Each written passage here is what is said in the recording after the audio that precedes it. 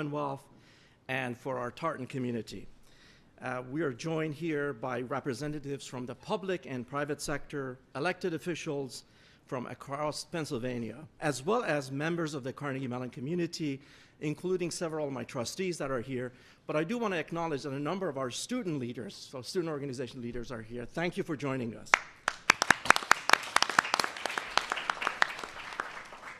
I especially want to welcome Pennsylvania Governor Josh Shapiro and representative from his administration, including Neil Weaver, and also who's Secretary of Office of Administration, and Amaya Kapayan, who is Pennsylvania's Chief Information Officer. There are a number of others here that I need to acknowledge, but I'm going to skip it because we want to hear from our governor. Governor, welcome back to Carnegie Mellon. Thank you. We are so grateful that you're here. Thank you for your inspiring leadership for the Commonwealth, as well as your commitment to the citizens of Pennsylvania. Today, we are gathered to hear Governor Shapiro's vision for how we can effectively and responsibly leverage generative AI for the benefit of the entire Commonwealth. As you will hear in just a moment, this vision recognizes the profound urgency that is defining this moment for Pennsylvania and for our nation. The accelerating pace of innovation and technological advances is profoundly reshaping our society.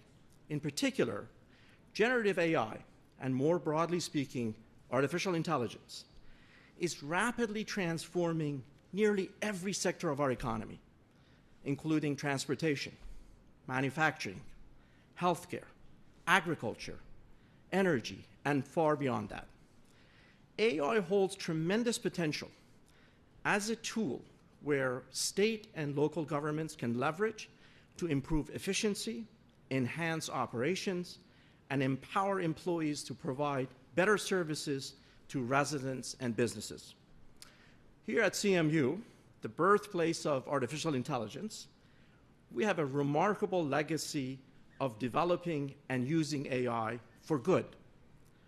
Our differentiator is the way our scholars, our scientists, humanists, artists, technologists, and policymakers team up to innovate and work together to enhance the human condition through science and technology. We're also taking the lead in examining and mitigating the policy, privacy, and ethical implications of applying AI and other advanced technologies.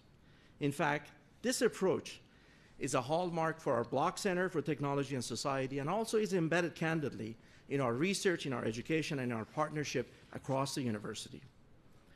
The impact of our AI research is amplified precisely because we lead at the intersection of technology and humanity, and because we're committed to working arm in arm with public and private sector partners to inform and deepen our expertise. On behalf of the entire CNU community, we are thrilled to continue growing this legacy through our work with the Shapiro administration, and we're grateful to have a leader in Harrisburg who recognizes the potential and the urgency of this moment. It is now my pleasure to introduce the 48th Governor of the Commonwealth of Pennsylvania. Working closely with Governor Shapiro, I'm not going to read his bio to you. I'm just going to tell you the way it is. Working closely with Governor Shapiro and his team over the past few years, I can tell you that he is laser focused on this once-in-a-generation opportunity to carve out a distinctive leadership role for Pennsylvania as the frontier for innovation, job creation, and a beacon of opportunity for all. His leadership is rooted in the idea that the Commonwealth's greatest resource will be our creativity, collaboration, and our relentless spirit of innovation. Ladies and gentlemen, at this time, please join me in extending a warm welcome to the Governor of Pennsylvania, the Honorable Josh Shapiro. Josh. Thank you. Thank you, everyone. Thank you, President Jahani, and I would like to thank you for not reading my bio and also say to my team, that should be my new bio, if we could use that. I also want to let the CMU community know that I have spent each of the last 3 days with President Jahanian. We had 2 days of busy work in our state capitol, where he was helping us lead an effort going forward on how we can move Pennsylvania forward when it comes to economic development. Stephanie will be very happy to know that. In addition to that, it's my pleasure to be here today. I wanted CMU to be the backdrop for this incredibly important announcement on AI. And so I want to thank, first and foremost, your president for his willingness to not just have me here, but to understand that the important work that happens here at CMU matters, yes, in the classroom, but also well beyond the walls of this incredible institution. So, Mr. President, thank you very much for your leadership every day. We appreciate you. I want to say to the researchers, and especially the students and educators and others here at CMU, I wanted to be here today because I know you understand the power that technology has to transform people's lives, transform the way we work, transform the way we get answers to our most pressing questions. This university has long embraced the promise of new technology. In the 80s, CMU had the first fully wired campus in the entire country, linking all the computers on campus to a single network. You guys really did invent the internet. At least that's what I tell people here about CMU. And today, of course, CMU is on the front lines of robotics and artificial intelligence research, exploring groundbreaking applications for rapidly evolving technology and also helping power our state's economy. Emerging technologies, of course, always bring with them, as you heard from the president, real challenges. But we can't let those challenges cover up the great opportunities that it presents as well. While some private industries tend to embrace change with their arms wide open, let's be real, government has historically been very slow when it comes to adapting. But when the people we serve in state government use these new technologies in their daily lives, well, they expect government to adapt and improve so we can better serve them. They expect that government will understand new technology. They expect that government will also set realistic and responsible guardrails so they can use that technology more effectively in their lives. I've seen this firsthand throughout my career in public service. I'm going to date myself, but I was a young staffer in the United States Senate in the 1990s. I answered telephone calls for a U.S. senator on a landline, and I wrote down constituent information on a 5x8 notepad. A few years later, I signed up for a pilot program to use a new device that would allow me to stay connected to my email all the time so I could be responsive to constituents. That new device, of course, was called a BlackBerry. And I want you to know I had the coolest hip holster on the hill to carry around that BlackBerry. This was a huge change at the time. But looking back, you can see how that was just part of the natural evolution, the use of technology in government, so we can find better, more effective, more efficient ways to engage the public in the work we do in the public sector. Later in my career, we began tracking constituent feedback using a computer database.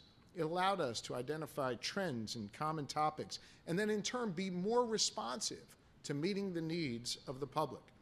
Till a few years ago, think about it. Video conferencing was really rare. We didn't use that to stay connected.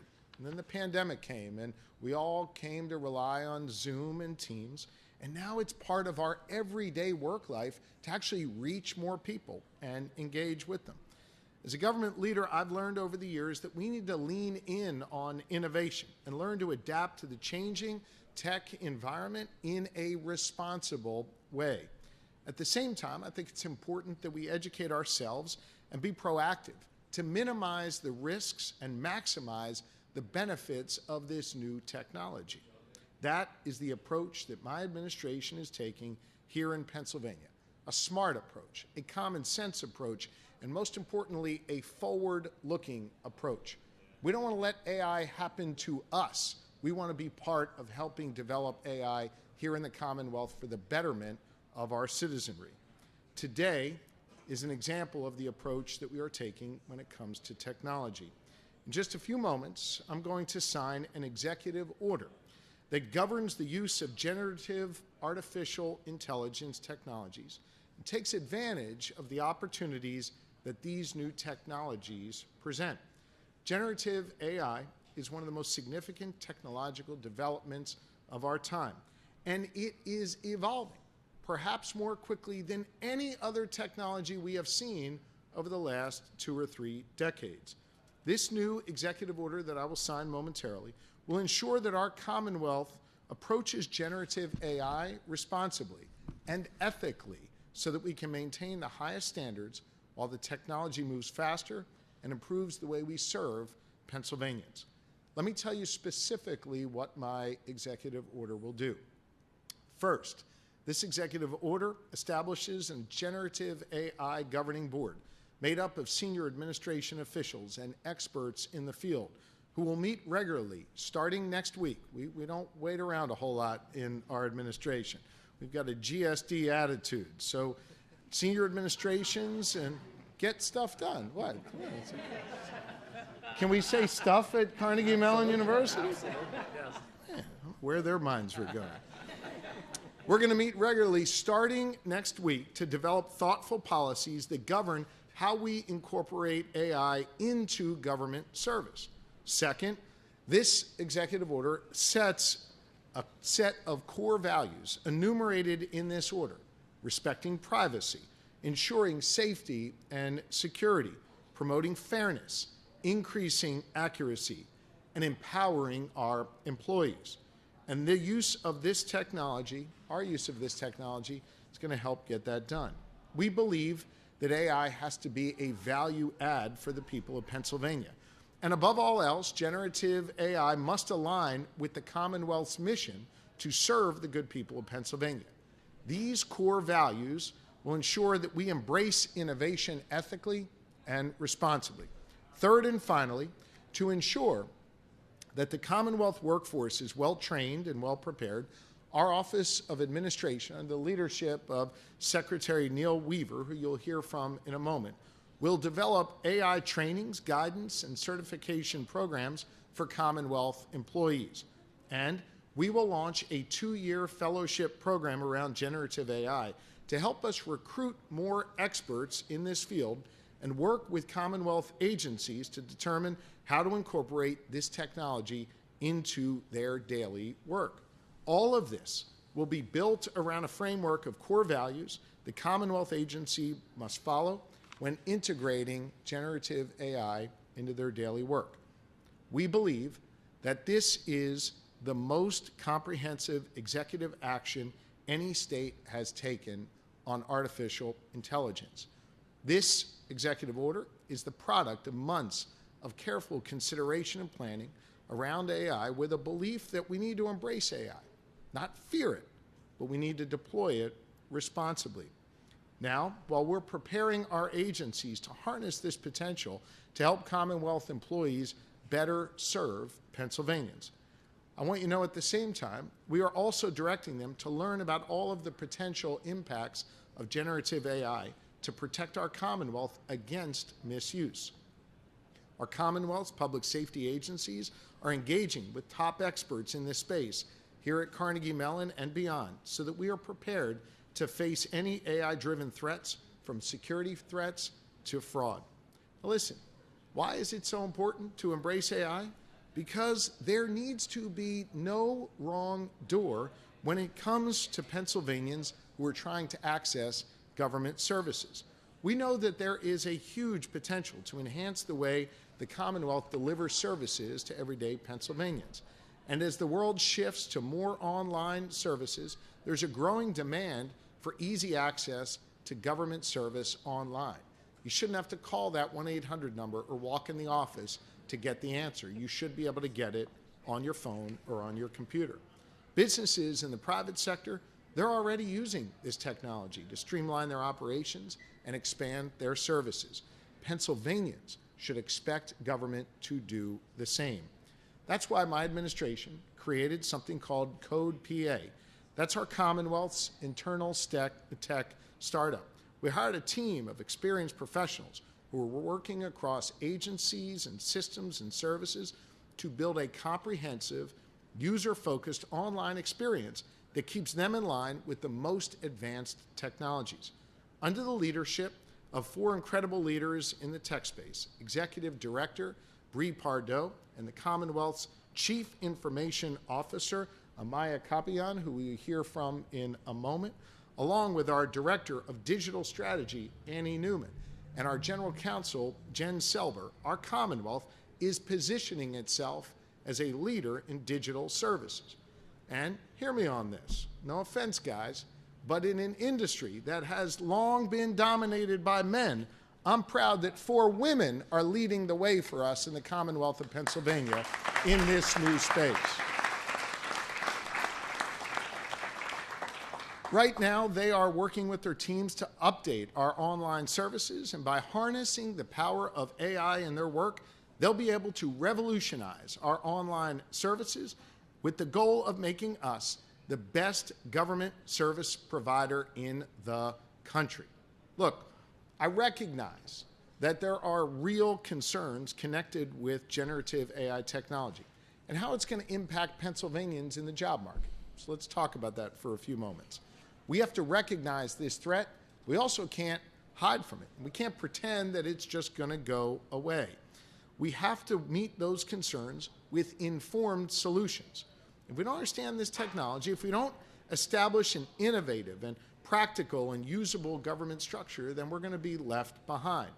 If we take the course that other states and countries have taken to completely ban AI for government purposes, then we're going to seriously lose out on the opportunity presented to us to improve government services for Pennsylvanians. And I also think we'll be less prepared to address the challenges presented by new technologies in the future.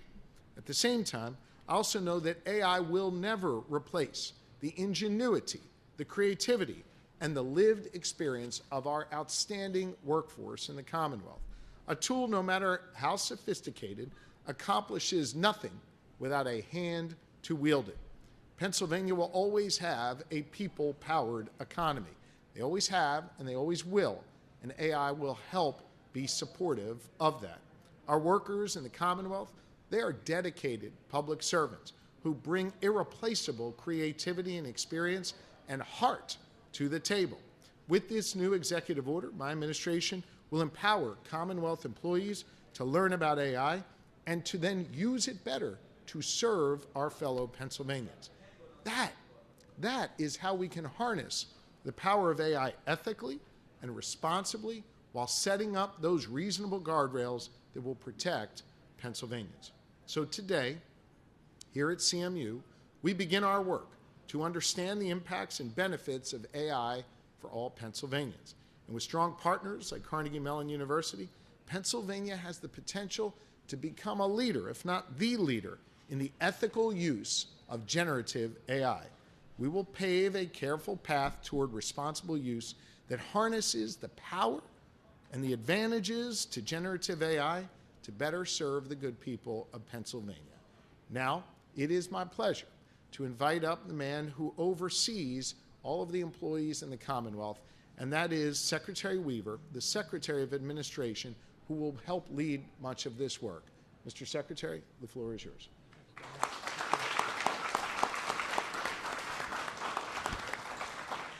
Thank you, Governor, and good afternoon, everyone. It's an exciting day today. The Commonwealth is committed to being an employer that puts its people first, a place where you can make a positive difference in the lives of Pennsylvanians while you start or advance your career. We value the hard work of our employees, 80,000 of them across the state, and the heart they bring to their jobs every day. We appreciate the creativity, the commitment, and passion for helping others that they embody.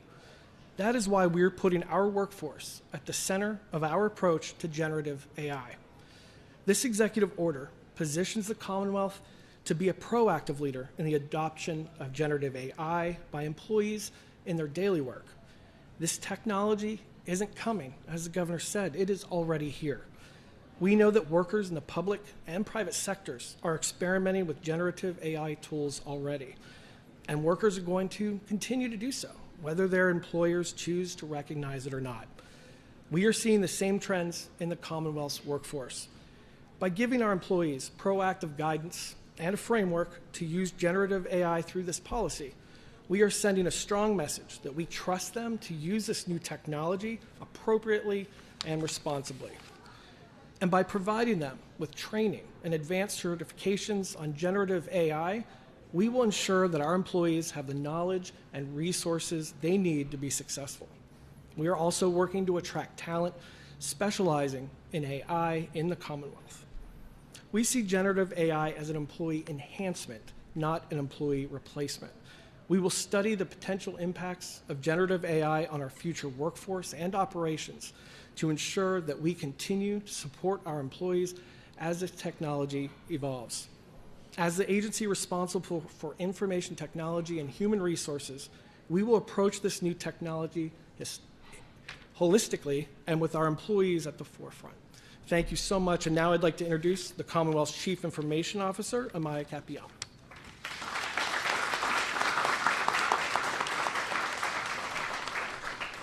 Thank you. It's an honor to be here today for this historic signing ceremony.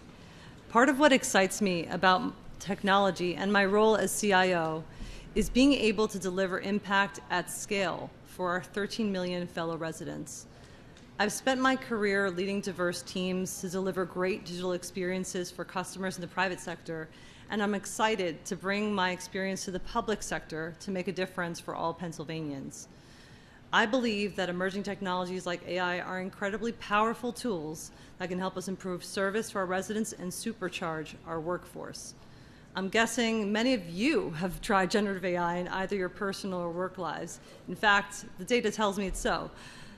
A recent global Salesforce study has shown that 49% of people globally across the world have used it, with over a third of those users citing frequent use. So the time, as we've all said, is to act is now, today, with this executive order, which takes direct and holistic action to begin piloting generative AI usage in the Commonwealth and positions Pennsylvania at the vanguard of AI, showing that the Commonwealth is forward-thinking and strategic. Through this executive order, we will pursue a balanced approach that encourages innovation and ensures that we innovate responsibly and ethically. For example, we'll start by letting employees experiment with AI, while also, as Secretary Weaver established, provide education about what it is, guidelines for its use, and that advanced training to further knowledge. As we've said, technology is the ultimate force multiplier, and in this case, it's the ultimate workforce multiplier. Like the internet and the tools that have come with it, search engines, cloud computing, and as we discussed, video conferencing and the BlackBerry, right? Yeah, thank you.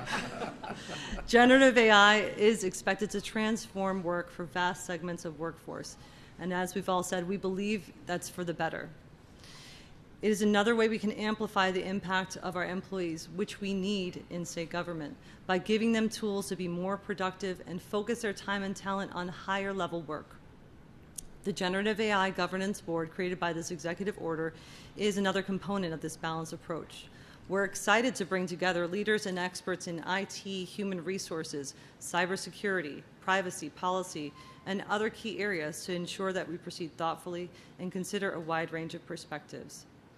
This will make sure we're asking the hard questions that will keep us accountable to ourselves and the people we serve. What are the benefits? What are the pitfalls? How do we keep humans in the loop of work that leverages generative AI? Another critical function of the board will be tapping into the expertise of the Commonwealth's higher education and private sectors.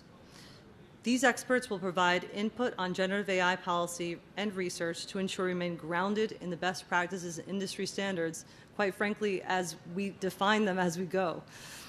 We're all working to figure out this new technology. These collaborative partnerships and the information sharing they will facilitate will help us all learn together to benefit millions. While we are enthusiastic about the potential opportunities of generative AI, we're also clear-eyed about those potential risks. As Governor Shapiro stated, we're directing state agencies to prepare for the impact of generative AI on government operations and address the threats. As Secretary Weaver mentioned, we're also looking at the need to recruit talent to not just to my IT team, but across the board, leaders and experts in public policy, law, consumer protection, emergency preparedness, and across the board.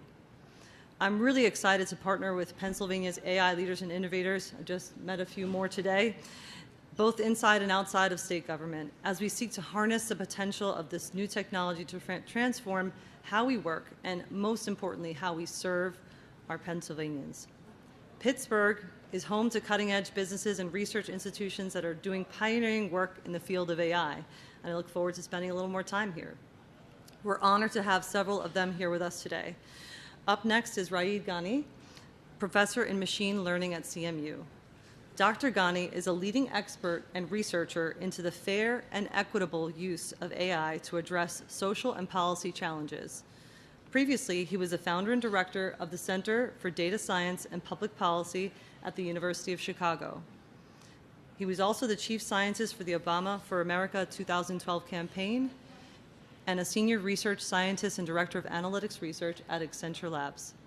Please welcome Dr. Raed Ghani. Thank you. Thank you, Mel. ChatGPT right there? I think so. And as you said, nothing is more embarrassing than your bio being read in front of people while you're watching. So thank you. Thank you, Maya, for that introduction. And on behalf of the CMU faculty, my colleagues at the School of Computer Science, at the Heinz College, the Responsible AI Initiative, and the Block Center, I want to echo President Jahanian's gratitude and thanks to Governor Shapiro and the administration for their leadership and their partnership with CMU on this very important executive order.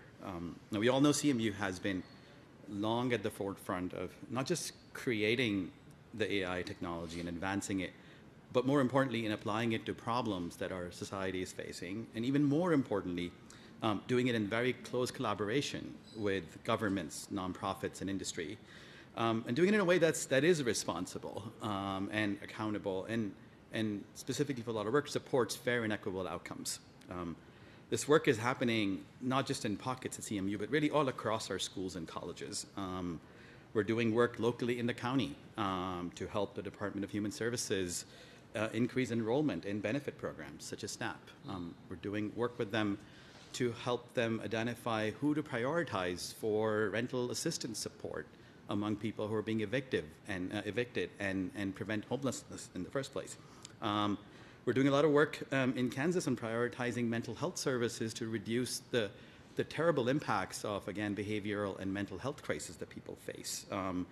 There's a lot of work going on in chronic disease management in hospital systems and designing better organ exchange programs across the country.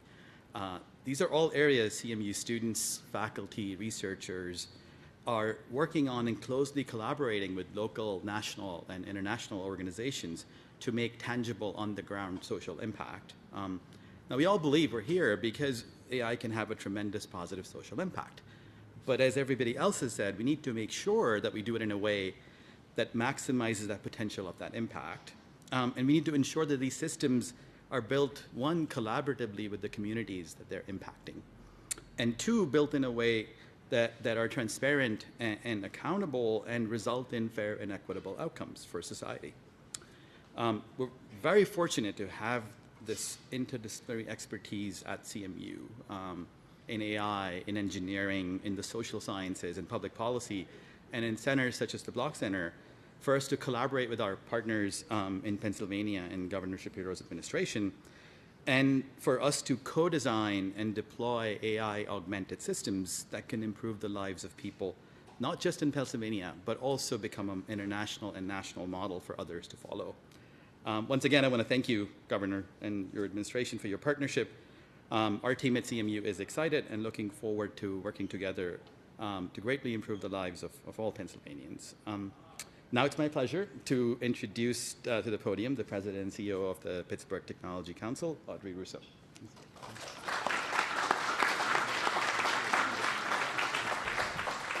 Okay, thank you. So when used ethically and responsibly, generative AI can be a catalyst for technological innovation. And we can all serve to be the preeminent ambassadors for practice, both within the walls of academia and in the commercialization of business solutions.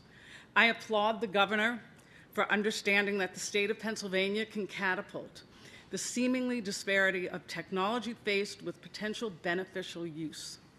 While the growth of embedded systems married with cloud solutions allows for software enhancements to be seamless, now is our opportunity to lead the implementation of compliance, privacy, safety, which can lead the nation in our use. So not simple, but not too vast, is what this executive order is promising the state of Pennsylvania. AI is not just transforming business, but there are companies who are focused on AI for good. We have with us today in our audience 2 women CEO founders who have emanated from Carnegie Mellon University, who are tackling some of the most challenging issues facing the world today. Marinus Analytics, we have Kara Jones here, and they are focused on exposing and solving what I refer to as the deep and darkest side of human egregiousness, human trafficking. Behavior, Ellie Gordon, working fastidiously on addressing the exponential growth of the opioid epidemic. And they are sitting right here in front. Thank you both. Thank you both for your leadership.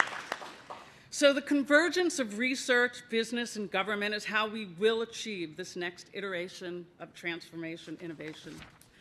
This includes convening leadership across academia, government, and business to change the way we educate our future generations, how we use and protect this information, and how we commercialize these solutions as we build more companies across Pennsylvania, and selfishly here in Pittsburgh. I applaud this executive order and look for intentional standards and guidelines which further remind the world that it all starts here in Pittsburgh. Now, I'll turn it back to Governor Shapiro. Thank you for this opportunity. Thank you. Thank you very much. Thank you. All right. Now I'm going to sign the executive order so we can get to work, and then we'll come back up and take some of the questions from the media. And I'd like to invite up our business leaders to join us as well.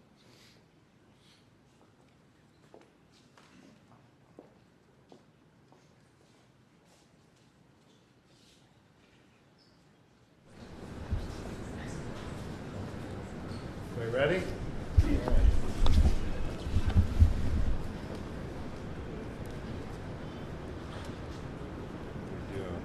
Arnhem, that's for you. Thank you.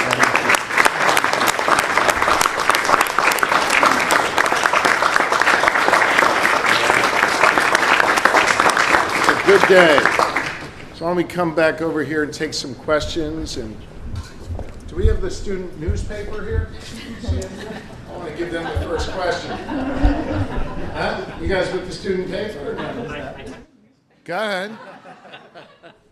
This is like the Socratic method. Welcome to law school, man. This is how they do it.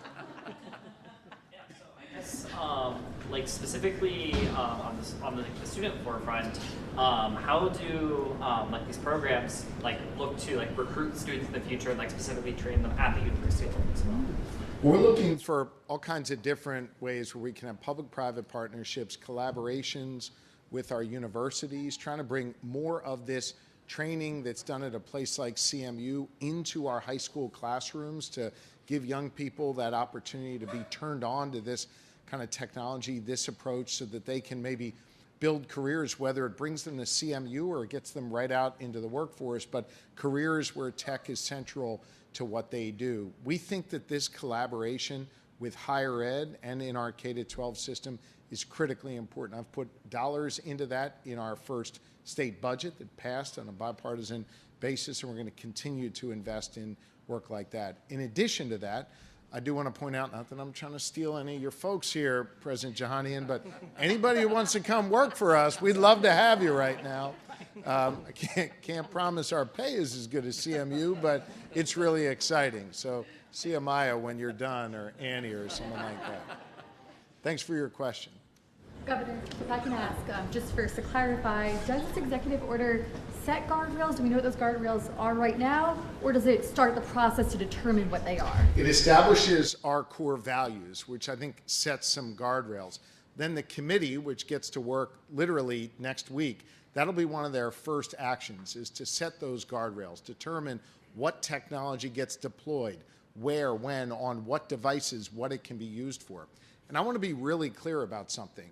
You're not going to be learning about this a year or two from now. We will be rolling out progress of that committee over the first several weeks and into the months, handful of months, not many, many, many months. So you're going to see lots of progress very quickly on this issue, and that will be driven by our governing board.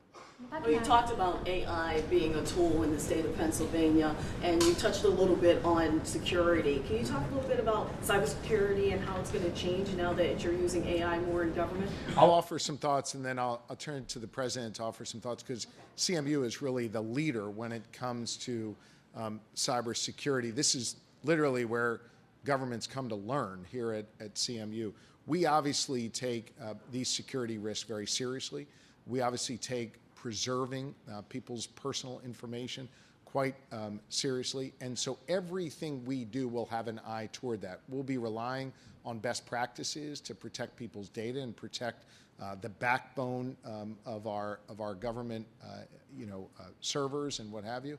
It's really critical that as we deploy these tools that can help folks, that we have cybersecurity in mind. So we have a trained team internally that Amaya leads. We also have great experts on the outside at CMU and elsewhere who are helping us with this. Amaya, Mr. President, anything you want to add to that?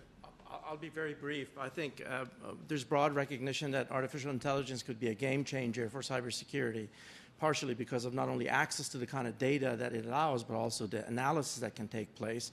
As Governor Shapiro mentioned, I think it's going to allow development of new tools. And by the way, it's happening nationally and globally, and obviously we believe that Pennsylvania has a huge role to play.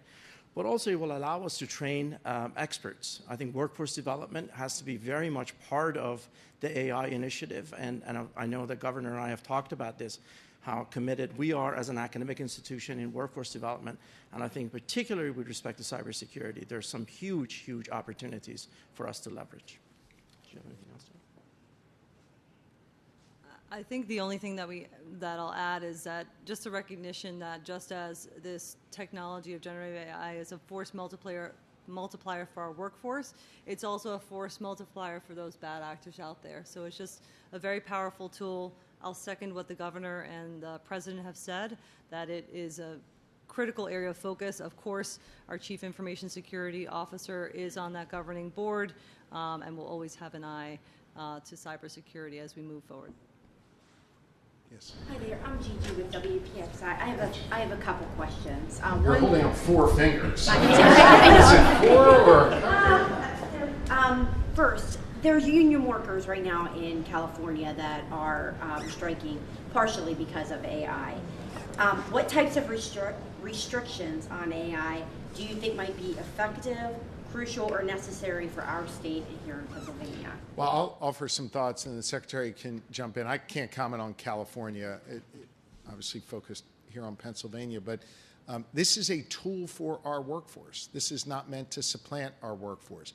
We want to train our employees to be able to get the most out of AI to do their jobs effectively and efficiently. So we are relying on our workforce to use AI as opposed to others who view AI as displacing a workforce. That is the opposite of our approach. Our workers are going to be central to the deployment of this technology. No, that's a great question, and we've already engaged with the unions to have a discussion with them that this is where the direction we're going. And again, this is about helping. This isn't about displacing jobs. This is about what can we do to provide more tools, more help for them to do their job better and give them some more opportunity.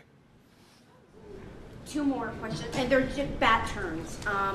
Regarding the Schumann Center here in Allegheny County, have you had any recent talks with local leaders about the opening of it? And that'll be a decision left to local leaders, Executive Fitzgerald and the next executive, presumably in Amarato, and they'll make a determination as to what they think.